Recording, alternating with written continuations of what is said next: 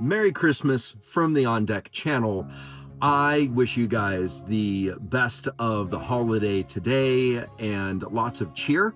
I don't have a Christmas tree on Nomad, so I made one. And I'm going to be opening a couple of presents that I got today, and that's going to be really sweet. But I wanted to share something small with you guys today about spending Christmas on a boat, as well as getting these breaks on the boat and showing what I promised yesterday about how I could better single hand in and out of the slip. Arr! So the holiday thought about living on a boat that I wanted to share with you guys is surrounding minimalism. When you are living in a couple of 100 square feet, the presents that you have, the things that you bring on board, whatever it is you have object wise in square footage that is this small, that is also exposed to salt water, that is also going to be thrown around the boat in a storm, means that you have to very, very carefully weigh and measure everything that comes aboard. Which means that if you end up with a gift for Christmas that you can actually use on your boat and keep, it causes it to be that much more meaningful. And I think living in a world with so much consumerism and so much accumulation of things that gets put in drawers and closets and garages and attics and basements and really never to be seen again, perhaps for years, boats have a way of making you slow down and appreciate the few things that you have. So that what you do have, comes from a place of joy as you use it. So to that end, I thought that I would share something with you guys that I'm very grateful for. That is a small thing in my life that has made a big deal. And this isn't like a product placement. I don't even know the name of this product, nor am I going to share it. The point here is to say that I used to have a house full of pans and just, my gosh, so much stuff. And now I have this one pan on my boat, right? This is it.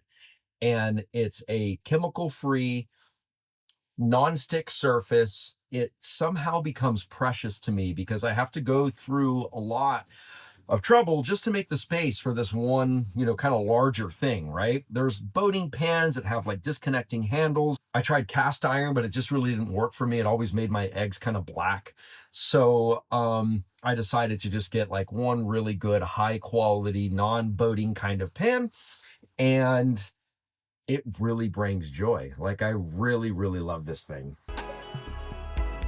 Here's another thing that happens whenever you have a small space. There's my closet. Shaboom. That's what I get for clothes, which means that everything I have in here, from my closet before to now, means that instead of going through my clothes and thinking, no, you know how you do, looking for that one piece you want, instead for me, I have pared everything down from all of my clothes to the point that everything I have, I really love. So now I say, oh, I'd like to wear that. I'd like to wear that. I'd like to wear that. So now I have a hard time choosing what I want to wear, not because of having so much that's in the way, but because of loving everything that is there. And that's a pretty cool problem to have and something I'm grateful for that living on a boat has given me. So yeah, I thought I'd share a few things that bring me joy this holiday season about living on a boat. I could definitely go on and on, but I won't. Maybe that could be its own video at some point, right? But for now, let's get these simple little brake lines made with the setup that I talked about yesterday that really should help me single hand on and off the dock so I can get in and out of my slip at will alone and have more adventures. Okay, so it's done. There is this line right here that basically gets thrown over this red lateral line, and then this line just hangs off the side, so that when I pull in my slip, I grab this line off while leaving the boat slightly adrift with a little forward motion as I pull here into the slip. And then I grab this that is just easily accessible off this line right here, and it's pre-measured to run straight into my cleat. And that creates a break. So as I come in this way, I come off my tiller, I run down here, I throw this on, and then that should pull me into this dock, right? And that'll create a break. Now, if the wind is coming more out of the north, I have the exact same setup on the other side with, you can see the break there ready to go. So I can just throw that right on. and that will stop me from going forward on my slip and striking the dock. So that'll be a break. And then likewise, later on, I'm going to keep my bow lines up here on the boat ready to go so I can throw them to someone if they're off the dock, if something's going awry and someone's there to help.